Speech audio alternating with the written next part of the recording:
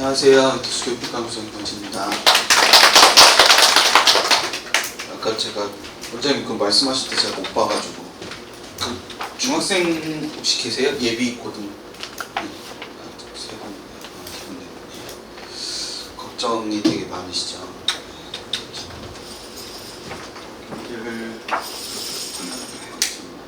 네, 이렇게 해서 할게요.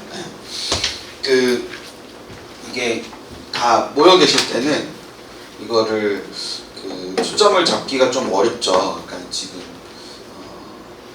2627하고 28하고 좀 달라가지고 그래서 2627하고 28하고 다르기 때문에 전체적인 내용을 좀 잡는 게 쉽지가 않습니다. 근데 입시라는 것 자체가 그 위쪽을 알고 있는 게 되게 중요한 게, 그러니까 예를 들어서 28이 중3이에요. 중3이 28학년도 입시고, 그 다음에 29가 뭐 중학교 2학년 입시인데, 그 28, 29만 아시면 되는 게 아니라 2627을 알고 있으면 이렇게 뭔가 바뀌는 게 있으면 그게 어떤 식으로 영향을 미칠지에 대해서도 생각하실 수 있기 때문에 앞에 걸 아시는 게 분명히 도움은 좀 됩니다. 그래서 그런 부분 생각을 하고 계시면 될 것 같고, 일단은 요거부터 제가 준비를 했는데, 그 2026학년도가 있어요. 근데 이제 참고로 말씀드리면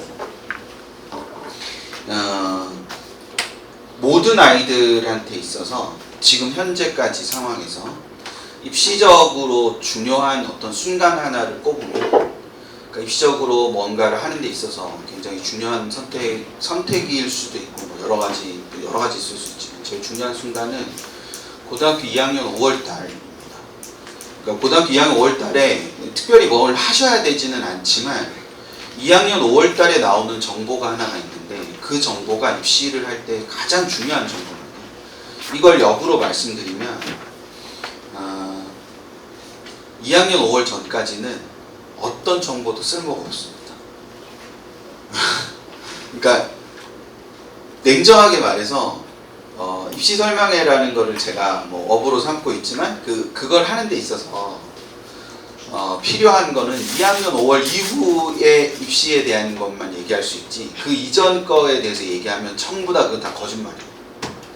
그러니까 오늘 이제 뭐 저희가 고1 예비 모집도 하고 하니까 중3 학부모님 대상이나 중2 학부모님 대상으로도 뭔가 얘기를 해야 되는 입장이 저는 있지만 그게 되게 의미가 없는 거예요. 그러니까 결론적으로 말씀드리면 이런 겁니다. 좀 이따가 나오긴 할 텐데 아시는 학부모님도 계시고 모르시는 분들도 계실 텐데 중3이 고등학교 1학년이 되는 순간부터 5등급제로 바뀌어요. 내신이 9등급에서 5등급으로 바뀌는 겁니다. 근데 지금 현재 9등급 체계에서 1등급이 3%까지고 그러니까 그게 이제 상대평가죠. 5등급, 9등급, 5등급 이게 이제 상대평가이기 때문에 문제가 되는 거예요. 절대평가는 그렇게 문제가 되지 않는데 상대평가이기 때문에 문제가 되는 거고 1등급, 지금 현재 9등급 체계에서 1등급은 4%고요. 덩어리고 2등급은 7% 덩어리입니다. 그러면 이제 누적하면 11%잖아요. 그러니까 4% 덩어리 하나랑 7% 덩어리 하나가 있는데 이걸 합치면 11%가 되죠. 근데 이게 5등급제로 바뀌면 1등급이 10% 덩어리입니다. 그러면 이제 우리가 그냥 딱 생각하기에 1, 2등급을 받았던 친구들이 통으로 다 1등급을 받게 되는 상황으로 가는 거잖아요. 그렇죠? 그러면 제일 먼저 예상하실 수 있는 게 제가 딱 오늘 50분만 할 거예요. 내용이 뭐 뒤에 끊기든 안 끊기든 50분만 할 겁니다. PT는 뭐 2시간, 3시간을 할 수 있는 PT인데 그냥 50분만 딱 할 거예요. 길게 들으시는 건 별로 의미가 없어서. 그러니까 이게 내용 자체가 PT가 중요한 게 아니라 내용을 어떻게 이해하시냐가 되게 중요하기 때문에 제가 말씀을 드리면 그냥 한번 생각을 해보세요. 교과전형이 교과전형이라는 게 있어요. 교과전형이라는 게 좀 전에 말씀드렸던 그 등급으로 애들 줄을 세우는 거거든요. 그러니까 1등급 5개가 있는 애가 있고 1등급 4개, 2등급 하나 있는 애가 있고 뭐 1등급 3개, 2등급 2개 있는 애가 있으면 당연히 줄을 1, 2, 3등으로 이렇게 쓰게 되지 않습니까? 그러면 그 구조에서 교과전형은 의미가 있어지는 것 같아요? 없어지는 것 같아요? 1, 2등급이 1등급이 되는 상황이 돼버리면 교과전형 의미가 없어지는 게 돼버리잖아요. 그렇죠? 그래서 내신이 약화가 될 거고 그 내신의 중요성이 약화가 될 거고 그래서 예를 들면 중상학부모님들께서 기존의 9등급 체계에서 등급 따기가 어려운 학교가 특목고나 자사고고 일반고는 등급 따기가 상대적으로 좀 쉽다고 생각을 하시잖아요. 그렇게 해서 그러면 중3부터는 특목 자사로 가야 되는 거 아니냐 이렇게 생각하실 수 있단 말이죠. 그런 생각 얼마든지 할 수 있잖아요. 그게 결론적으로 보면. 왜냐하면 특목 자사고에 가서 우리 애가 2등급을 하던 애였는데 지금 바뀌는 제도에 따르면 뭘 할 수 있으니까 1등급 할 수 있으니까 그럼 보낼 수 있다고 생각할 수 있잖아요. 이게 우리의 예상하는 그 수순이에요. 근데 만약에 이제 대학 관계자가 제가 아까 고등학교 2학년 때가 되게 중요하다고 그랬잖아요. 고등학교 2학년 때 뭐가 나오는 거냐면은 그 2학년 애들을 어떻게 뽑을지가 발표가 돼요. 고등학교 2학년 때. 그러면 2028 애들이 2학년 때가 언제냐면 2026년이거든요. 왜냐면 2027년에 고3이니까. 그럼 걔들이 2028이라고 하는 거니까. 그럼 2026년에 고등학교가 발표를, 그 고등학교 2학년 애들을 어떻게 뽑을지 발표를 해줘요. 그러면 대학들이 2025년, 즉 내년부터 고민을 하고, 그리고 내후년 3월 말까지 대기업에 그걸 내도록 돼 있어요. 그러면 이제 내년 후반이나 내후년 초반에 저한테 이제 저 같은 사람한테 대학들이 물어본단 말이에요. 자문을 구해요. 우리 교과 전형을 어떻게 하면 좋겠어? 뭐 이런 거를 물어보거든요. 그럼 저는 자문서를 모든 대학에 어떻게 낼 거냐면은 교과 전형을 더 늘리고 원점수를 보세요. 이렇게 할 거예요. 그러니까 등급이 완화되는데 그러면 아이들 변별력이 떨어지니까 이거를 어떻게 하지? 교과 전형을 줄일까요? 이렇게 물어보면 저는 역으로 교과 전형을 늘리고 원점수를 보세요라고 할 거라고. 그러면 내신이 덜 치열해지는 겁니까? 더 치열해지는 겁니까? 만약에 그게 현실화된다면 더 치열해지는 거 아니에요? 그쵸? 네, 더 치열해지는 거잖아요. 그러니까 그 전까지 그러니까 그런 예상은 아무 의미가 없는 거라니까요. 그래서 고등학교 2학년이 되게 고등학교 2학년의 그 발표가 진짜 중요한 겁니다. 지금 이제 잘 모르실 수도 있는데 한국외대라는 학교가 있는데 한국외대라는 학교는 지금 이미 교과 전형을 원점수로 하고 있어요. 그러니까 외대는 등급으로 점수를 주는 게 있고요. 원점수로 점수를 주는 게 있어요. 그래서 둘 중에 좋은 걸 써줘요. 그러니까 예를 들어서 2등급인데 원점수가 뭐 예를 들면 95 이상인 2등급이 있을 수도 있잖아요. 어떤 학교에. 그럼 95점 이상인데 2등급이에요. 그러면 95점 이상인 점수랑 2등급인 점수, 95점 이상인 점수가 1등급이랑 점수가 같아요. 예를 들면. 그럼 이 친구는 거기는 2등급이라고 표기가 돼 있지만 원점수 기준으로는 1등급에 해당하는 점수잖아요. 그럼 1등급에 해당하는 점수를 써줘요. 그래서 나중에 3학년 돼가지고 외대를 교과 전형으로 쓰려고 막 이렇게 해보면 애들이 막 점수가 대체 좋아지거든요. 그리고 발표되는 입결이 거의 최상이에요. 그런 식이 있다는 거죠. 그렇기 때문에 얼마든지 그렇게 할 수 있어요. 할 수 있으니까 지금 우리가 생각하는 그런 그럼 특목 자사고를 가는 게 유리해요? 만약 그게 현실화된다면 유리하지 않을걸요? 거기 점수가 장난이 아닐 거라서. 뭔 얘기인지 아시겠죠? 그러니까 그런 차이가 있기 때문에 우리의 지금 현실에서 중학교 3학년, 중학교 2학년 때부터 어떤 계획을 세워가지고 그 계획에 맞춰서 우리 아이를 키운다. 없어요, 그런 거. 그냥 말을 해야 되니까 그 말을 하는 거예요. 제가 느끼기에는. 그러니까 여기는 이제 목적이 있어서 오셨으니까 제가 지금 이렇게까지 얘기해도 다 들으시잖아요. 그러니까 근데 만약에 그 목적이 이제 이거라기보다는 겨울에 어떻게 공부를 시켜야 되고 뭐 이런 게 사실은 목적일 수도 있기 때문에 그 목적을 듣기 위해서 이 앞 단계에 있는 제 얘기를 들어주시는 거잖아요. 근데 만약에 입시 설명회라는 거가 유일한 목적인데 갔는데 제가 좀 전에 말했던 것처럼 입시는 그래서 입시적으로 들릴 수 있는 말이 아무것도 없어요. 그럼 다들 어떻게 하시겠어요? 그냥 다들 나가지 않겠어요? 그러니까 뭐 들을 거 없다는데? 이러면서 나갈 거 아니에요. 그러니까 그런 말 못하죠. 그런 말 못하니까 중학교 2학년 때부터 계획을 세워서 중학교 3학년 때부터 전형을 정해서 그 전형으로 애를 키워야 된다. 이렇게 하시는 거예요. 그러고 고3이 되시면 배신감을 엄청 느끼시거든요. 그 전형으로 키웠는데 갈 데가 없어. 이게 뭐가 잘못된 게 아니냐고. 제가 그렇게 말씀드리는 거예요, 지금. 그래서 전반적인 흐름이 어떻게 되느냐를 아시는 거가 되게 중요하고, 핵심은 우리 애가 실력을 갖추면 되는 거지. 냉정하게 말해서 우리가 실력을 갖추는 게 핵심인 거지, 어떤 전형으로 잘하는 게 핵심이 아니에요. 교과 전형으로 잘한다고 해서, 교과 전형으로 키운다고 해서 애를 교과 전형으로 대학을 보내는 사람의 숫자보다 그렇지 못할 숫자가 훨씬 많아요. 좀 이따 들으시면 아시겠지만 저는 수능을 되게 중요하게 생각하는 사람이에요. 수능을 되게 중요하게 생각하는 사람이고, 저희 집에 애가 둘이 있는데 하나는 대학생이고 하나는 고3이에요. 올해 고3이에요. 근데 저희 집 둘째는 대학을 가는 친구가 아니기 때문에 대학을 가는 고등학교를 가지 않았어요. 그래서 아이가 안 가고 싶다 그래가지고 다른 고등학교를 갔어요. 특목고가 아니고 특성화고를 갔어요. 그래서 지금 다른 애들 모의고사 보는 날 그 포트폴리오 쓰고 있어요. 모의고사 볼 때 그 취업반 애들은 다 모여가지고 포트폴리오 쓴다 그러더라고요. 너 시험 볼 때 뭐 하냐? 그랬더니 거기도 이제 진학반이 있고 취업반이 있고 이렇게 둘로 나뉘어지니까. 근데 큰 애는, 그럼 제가 수능을 굉장히 강조를 하니까 큰 애한테도 계속 수능 얘기를 했을 거 아니에요. 그리고 수능이 중요하고 수능 공부를 열심히 해야 된다고 얘기를 했어요. 물론 뭐 저희 큰 애는 학원 같은 건 한 번도 안 다녔지만 하여간 그렇게 수능 공부를 시켰단 말이에요. 뭐 공부를 시키지도 않았어요. 사실은 뭐 얼굴을 봐야 뭘 시키지. 그냥 제가 늦게 들어가니까 그냥 지가 알아서 공부하고 뭐 그렇게 하다 보니. 근데 저희 큰애 학종으로 갔거든요. 그러니까 뭐를 어떻게 한다고 뭐가 되는 게 아니에요. 그러니까 저희 큰애를 한 번도 학종으로 대학을 보내야겠다고 생각한 적도 없고, 그래서 뭐 세특을 제가 써주고 이런 것도 없어요. 근데 큰애가 학종을 갔어요. 6장 학종 써서 5장 붙었어요.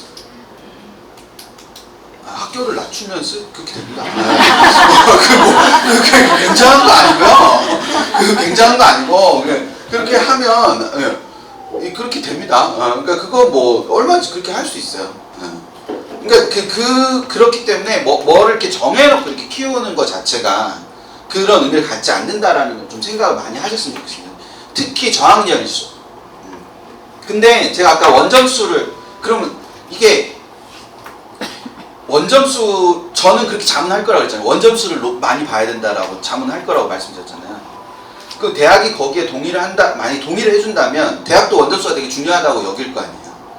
근데 학부모님들께서 시각의 전환을 하셔야 되는 게 몇 가지 있는데, 그 중에 하나가 이런 건데요. 그 원점수가 지필고사 점수가 아니에요. 아세요?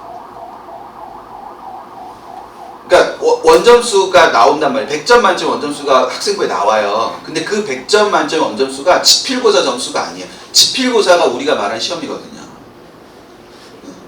근데 시험 점수가 아니에요, 그게. 대부분의 고등학교는, 대부분이 아니지, 모든 고등학교는 수행평가가 있습니다. 수행평가가 포함된 점수예요. 수행평가가 가장 비율이 낮은 고등학교가 지금 35%예요. 그게 60%인 고등학교 되게 많고. 그러니까 수행평가가 35%에서 60% 사이를 차지한단 말이에요. 그러니까 지필고사를, 만약에 어떤 고등학교가 지필이 50이고 수행이 50이에요. 그럼 지필 만점을 받았어요. 그래도 몇 점밖에 안 되는 거예요. 50점밖에 안 되는 거예요. 그러니까 어떤 아이가 학생부에 원점수가 95라고 적혀 있다는 거는 대학이 볼 때도 이게 지필을 95점 받았다는 뜻이 아니잖아요. 얘가 수행평가까지 합쳐서 95점을 받은 거니까, 얘가 지필을 만점을 받았다고 치더라도 이 학교가 만약 지필에 50에 수행이 50이다. 그러면 지필 50을 받고 수행을 45를 받았다는 거잖아요. 그럼 얘가 학교 생활을 잘못했다라고 말을 못 하잖아요. 거기 안에는 출석이나 수업 태도 아닌 거 다 포함되어 있을 테니까. 그러니까 그 95는 되게 가치가 있는 거죠. 그러니까 지필 100일 때의 95와는 완전히 가치가 다른 거예요. 그러니까 그런 얘기를 되게 많이 들으셨을 텐데, 아 무조건 내신이야 이런 얘기를 되게 많이 들으셨을 텐데, 그 말하는 내신 안에 뭐가 들어가 있는 거야? 수행이 들어가 있는 거예요. 그게 지필만을 의미하는 게 아니라는 거죠. 그러니까 지금 최근의 경향들이 다 내신이 점점 더 상승하고 있는 경향으로 가거든요. 그리고 대학이 내신을 많이 보는 경향으로 가고 있어요. 근데 대학이 그 내신을 많이 보고 있다는 거를 그 교과 등급이나 이런 것만 중요하다고 자꾸 생각하시면 안 되는 거예요. 그게 핵심이 아니라 대학이 내신을 많이 본다는 게 그 원점수에 대한 중심성에 대한 생각을 갖고 있는 거예요. 그러니까 교과 전형이 아니어도 종합 전형에서도 그 원점수를 굉장히 높게 보는 겁니다. 따라서 이게 일반고든 특목 자사고든 100점은 가치가 있잖아요. 그렇지 않겠습니까? 일반고 학생이어도, 그래서 내신 따기가 진짜 쉬운 고등학교에 다니는 친구도 100점은 가치가 있잖아요. 그 의미예요. 그 의미. 일반고를 가서 우리 애가 입시에 불리해지는 게 아니에요. 일반고를 가서 80점을 받으니까 불리하는 거죠. 냉정하게 말해서. 생각을 진짜 잘 하셔야 돼요. 그러니까 중학교 학부모님들은 마치 고등학교를 선택하면 우리 아이의 입시가 많은 것들이 결정되고 우리 아이 입시에서 많은 것들을 얻을 수 있고 이럴 거라고 생각하실 텐데, 고등학교를 선택하는 게 결정을 하는 게 아닙니다. 내신 따라 일반고를 갔는데 내신을 못 따서 문제인 거고, 경쟁을 통해서 성장하기 위해서 특목 자사를 갔는데 우리 애가 경쟁을 싫어하는 게 문제인 거예요. 특목 자사를 간 게 우리 아이 입시를 망하게 된 게 아니라고요.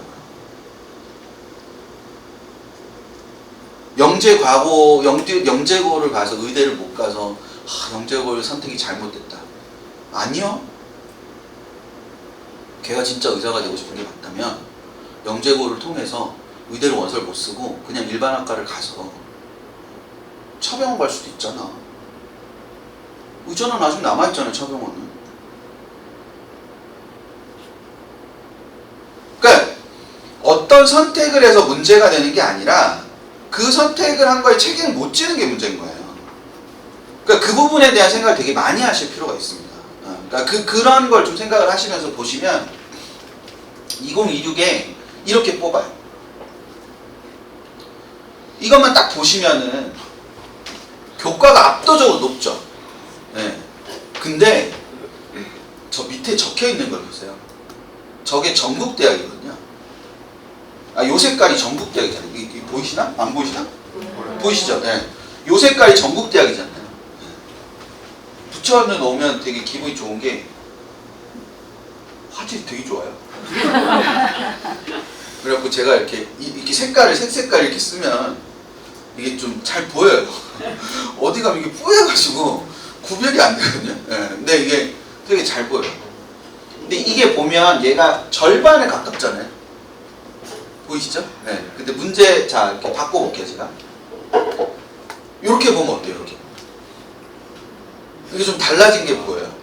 네. 이 연한색이 비수도권이거든요. 여기까지도 1등이 누구예요? 1등이 교과. 그쵸? 근데 요 색으로 오면은 1등이 바뀌어요.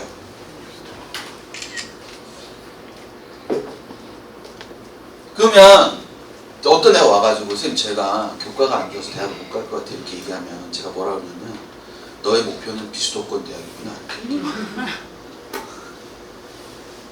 그렇지 않습니까? 교과가 안 좋아서 대학을 못 가는 건 비수도권에 해당하는 거예요. 교과가 안 좋아서 대학을 못 가는 게 아니고 할 줄 아는 게 없으면 못 가는 거예요. 아니 되게 아픈 말일 수 있고 되게 재수없는 말일 수 있는데 할 줄 아는 게 없어서 그렇다니까요. 자, 근데 하나 더 남았잖아. 아니 분류가 4개잖아요. 여기 전국대학 나왔고 비수도권 대학 나왔고 수도권 대학 나왔지 않습니까? 근데 하나 더 남았잖아요. 그러면 이거 하나 여쭤볼까요? 여긴 몇 개일까요? 아니 그런 건 안 궁금하세요? 여기 이 전국대학이 여기 제가 15개 써놨잖아. 그럼 쟤는 도대체 몇 개냐 이거지. 저 전국대학은 몇 개냐. 이게 대기업 발표이기 때문에 대기업에 소속되어 있는 대학은 198개입니다. 전국 198개 대학이 있어요. 그래서 우리 애가 만약에 그냥 뭐 애들끼리 그냥 이거 막 얘기하는 그 대학의 서열 뭐 이런 게 있을 수 있지 않습니까? 네, 그것 중에 한 20번째 안에 들어간다. 그 대학을 간다. 20번째 안에 들어가는 대학을 간다. 그럼 우리의 전국 상위 10%예요. 198개니까. 그리고 60개 정도 안에 들어간다. 그러면 상위 30% 안에 드는 거예요. 그럼 우리 애가 60개 정도 안에 대학을 간다. 우리 애 업어줘야 됩니다. 제가 오늘은 안 여쭤볼 건데 오늘 돌아가시면 생각해 보세요. 나는 우리나라 부모들 중에 30% 안에 드나? 한번 생각해 보세요. 우리 애가 30% 안에 드는 거야. 굉장한 거 아니에요? 저는 그렇게 생각하는데. 네. 그러니까 이게 서울서의 주요 15개 대학이라고 얘기하는데 저 굉장한 겁니다. 저거 7% 안에 드는 거야. 7, 8% 안에 드는 겁니다. 그 7, 8% 안에 드는 그런 정도의 수준이 되는 그런 애들. 그러니까 프로야구 선수가 되는 거죠. 프로야구 선수 되는 거잖아요. 이 프로야구 선수 되는 겁니다. 그러니까 그런 부분을 생각을 하시는 건데 얘네 오면요 더 심해지잖아요. 뭔지 지금 보이세요? 그러니까 여기는 더 줄고 여기는 더 늘잖아요. 그러니까 저게 사실은 어떤 의미에서 굉장히 중요한 본질에 해당하는 부분이지. 제가 수위 중요하다고 얘기하는 것 자체가 저런 부분하고도 굉장히 긴밀한 관련을 맺고 있습니다. 이게 잘 들어보세요. 대학에서 신입생을 선발할 수 있는 기회는 3번이 있어요. 수시라는 게 있어요. 수시라는 게 있고 수시가 끝나면 정시라는 걸 해요. 그리고 정시가 끝나면은 추가 모집이라는 걸 합니다. 그러니까 이거는 시기상의 분류지 전형상의 분류가 아니에요. 그러니까 수시 안에 전형이 있고 정시 안에 전형이 있고 그 다음 추가 모집이라는 게 있습니다. 추가 모집은 매년 2월 21일 정도에 시작해서 2월 말에 끝나는 겁니다. 항상. 근데 이게 어떤 시스템을 갖고 있냐면 수시에서 우리가 10명을 뽑고 싶은데 10명을 다 못 채우는 경우가 있어요. 항상. 거의 대부분의 대학이. 그러니까 이런 시스템이에요. 그러니까 수시를 6장을 쓰잖아요. 수시를 6장을 쓸 수 있어요. 6장을 쓸 수 있는데 그럼 A, B, C, D, E, F 이렇게 쓸 거예요. 애들이. 그럼 당연히 A 학교가 가고 싶은 학교고 F 학교는 별로 안 가고 싶은 학교일 거란 말이죠. 그래서 6장을 딱 써놨어요. 근데 다른 애들 다 그렇게 썼겠죠. 근데 제가 D랑 F가 된 거예요. 최초. 그럼 D랑 F가 됐지만 결국 등록은 한 군데만 해야 되기 때문에 제가 D에 하겠다고 이제 D에 통보를 해줘요. F는 안 하겠다고 하고. 그러면 F 입장에서는 합격자를 발표했는데 얘가 등록을 안 하니까 이 빈자리 하나를 채워야 되지 않습니까? 뭔지 이해되시죠? 네. 그럼 이제 충원 합격이 일어나는 거예요. 근데 나는 이제 D를 합격을 한다고 하고 D를 가겠다고까지 해놨는데 ABC가 계속 미래에 남잖아요. 그래서 늘 계속 ABC를 쳐다보고 있습니다. 근데 B에서 뭐 2차 합격자 발표를 하는데 제가 있어요. 그러면 D에다가 안 갈 거야. 행복해? 이러면서 얘기를 하고 B로 가는 겁니다. 그럼 B를 등록을 하는 거야. 그럼 D 입장에서는 또 야 갑자기 사라졌잖아요. 그럼 또 애를 발표를 해야죠. 그럼 이게 끝이 있겠습니까? 한도 없이 갈 거 아니에요. 그러니까 이게 그래서 어느 날 끊어줘야 돼요. 그래서 무조건 어느 날 6시 이후로는 발표하면 안 돼! 라고 대학이 정해놓은 거예요. 그래서 서울대가 추가 학교수 발표를 딱 2번 하는 거예요. 서울대가 4번 하면 그 밑에 난리가 납니다. 둘만 끝내야지. 이거를 4번, 5번 계속 하면은 서울대가 애들 뽑겠다고. 그럼 밑에는 완전 난리가 납니다, 밑에. 그래서 딱 2번이나 3번 하고 마는 거예요, 그냥 서울대. 그렇게 들어와도 걔들이 좋은 애들이니까. 그래서 이거를 무진장 계속 할 수가 없기 때문에 어느 날 6시 이후로는 못하도록 딱 돼 있어요. 그러면 제가 그 정해진 날에 5시 59분에 A대학으로부터 연락을 받았어요. 그래서 A대학에 전화 와서 우리 학교 올래요? 이렇게 물어봤어요. 그러면 제가 당연히 간다고 하겠죠. 간다고 전화를 끊고 B한테 얘기해줘야 되는데 생각을 해보니까 6시가 넘었어. 다 퇴근했을 거야. 그래서 다음날 아침에 B한테 전화해가지고 안 갈 거예요? 라고 얘기를 하는 거야. 그럼 B는 완전 뒤통수죠. 이제 오늘부터 발표도 못하는데. 그렇잖아요. 발표도 못하는데 애가 사라졌으니까. 그럼 얘가 내는 등록금을 생각해보세요. 어떻게든 뽑아야 될 거 아닙니까? 그래서 뒤로 넘겨요. 그걸 수시 미등록 정시 2월이라고 해요. 그러니까 수시에 등록이 안 된 부분을 정시로 넘겨서 뽑는다는 거예요. 그래서 정시는 항상 계획 인원보다 많습니다. 서울대 의대를 제외하고. 서울대 의대는 뭐 어딜 붙어야 등록을 안 하겠어요. 다 등록하지. 서울대 의대는 안 넘어와요. 절대. 서울대 의대랑 서울대 경영은 안 넘어옵니다. 근데 나머지 모집단위는 다 넘어옵니다. 그래서 원래 뽑기로 했던 인원보다 항상 조금씩 더 뽑습니다. 그럼 정시도 3장 쓸 수 있으니까 똑같은 상황이 벌어지겠죠. 그럼 정시도 똑같은 상황이 벌어져서 또 못 채우는 애들이 생기잖아요. 그럼 그거를 추가 모집으로 하는 거예요. 근데 추가 모집은 원서 장수 제한도 없고 원서 넣으면 학교에서 발표 나와요. 그때 되게 급하거든요. 그러니까 바로 하고 처리하고 바로 합니다. 그런데도 불구하고 계속 할 수 없는 게 3월에는 개강을 해야 되니까. 그 밑에 추가 모집으로도 못 뽑은 애들이 생길 수 있잖아요. 그럴 수 있지 않겠습니까? 그래서 3년 전에 대구대 총장이 바뀌었잖아. 대구대의 3분의 1을 못 뽑아가지고. 그래서 그렇게 되면 그 인원을 2년 뒤에 얹어서 뽑을 수 있어요. 제가 뭐라 그랬어요 아까? 2026년에 2028 전형계획안이 나온다고 그랬잖아요. 그럼 2026년 입시가 끝나고 나면 모자란 인원이 생겼을 거 아닙니까? 그걸 2028에 얹어서 뽑는 거예요. 그래서 해마다 뽑는 인원이 다른 겁니다. 뭔지 되셨어요? 네. 자, 그러면 비수도권의 A대학은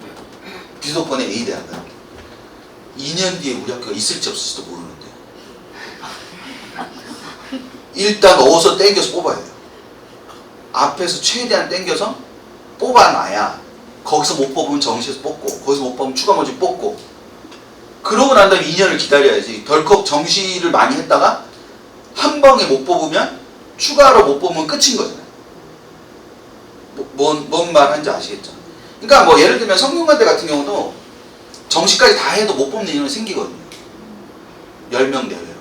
근데 성균관대가 추가 모집하는 게 되게 쪽팔리니까 그리고 2년 뒤에까지 성대가 없어질 리는 없으니까 그냥 2년 뒤로 넘겨버립니다. 뭔지 아시겠죠? 그래서 그 추가 모집도 어떤 대학들 잘 보면 안 해요. 동국대만 돼도 잘 안 해요. 막 50명씩 벼도 안 한단 말이에요. 그 50명 뽑느니 2년 뒤에 2년을 버틸 수 있으니까 우리 학교 재정이 50명을 안 뽑아도 그러니까 2년 뒤에 50명을 뽑는 게 이미지가 훨씬 좋단 말이에요. 왜냐면 사람들이 잘 모르니까 50명 늘었는데 이게 2년 전에 못 뽑은 거구나 일을 안 하니까 그냥 오히려 많아졌네? 좋다 뭐 이렇게 되니까. 근데 예를 들어서 저기 건양대나 이런 학교가 2년 뒤까지 건양대는 예를 잘못 들었다 신라대 뭐 이런 데가 2년 뒤까지 남아있을지 모르니까 앞에서 그냥 다 당겨서 뽑는 거야. 요 정도 되면 어서 뽑던 애들이 뭐하니까 잘 와요. 그러니까 이거를 굳이 앞에서 집중해서 뽑아야 될 이유가 없는 거죠. 무슨 얘기인지 아시겠죠? 네, 그래서 그러니까 이 부분을 같이 생각한다라는 거, 그걸 생각을 하나 해주시는 거 첫 번째. 두 번째는 통상적으로 이게 수시고요. 이 세 개가 수시고 얘가 정시예요. 되셨죠? 네. 근데 여기 이제 드물긴 하지만 정시에도 교과 전형이 있고 종합 전형이 있습니다.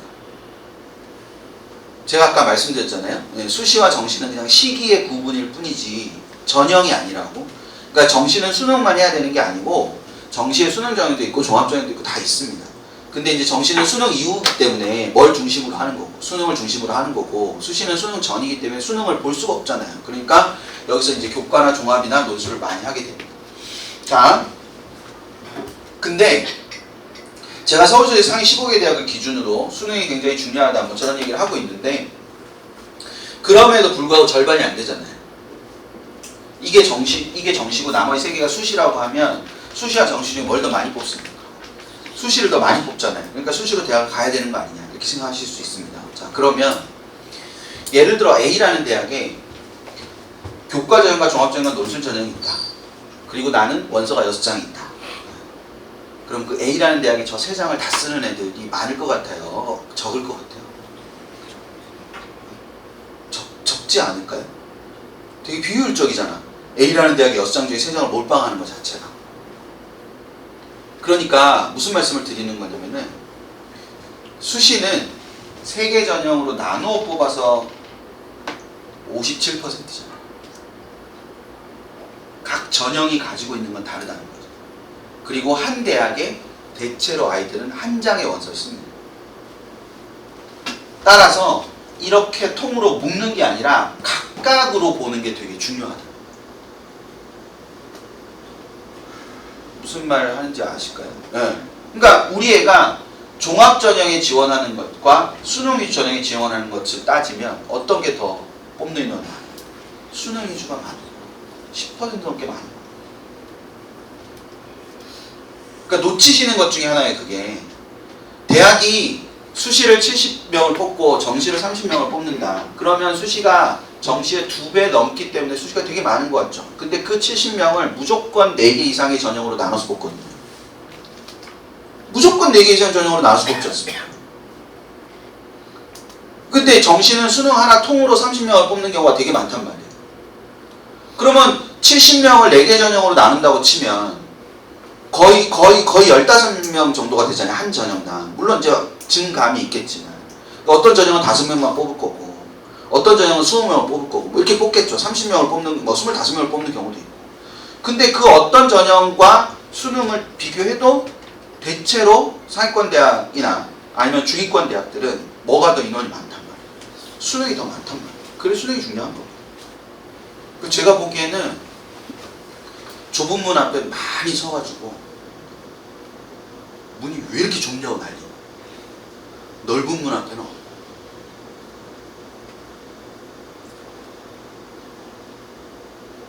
제가 가끔 가다가 입시를 마트 계산대에 줄 서는 거랑 비유를 많이 하는데 마트 계산대에 줄을 서면 짧은 줄이 있지만 내가 갈 수 없는 줄이 있죠. 소량 계산대. 그쵸? 소량 계산대는 내가 가고 싶지만 못 가잖아요. 근데 거기가 줄이 짧으니까 일단 글로 가보려고 하는 거잖아요.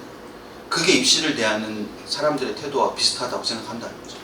즉, 내 카트에 뭐가 담겨 있는지는 보지도 않고 줄이 짧은가.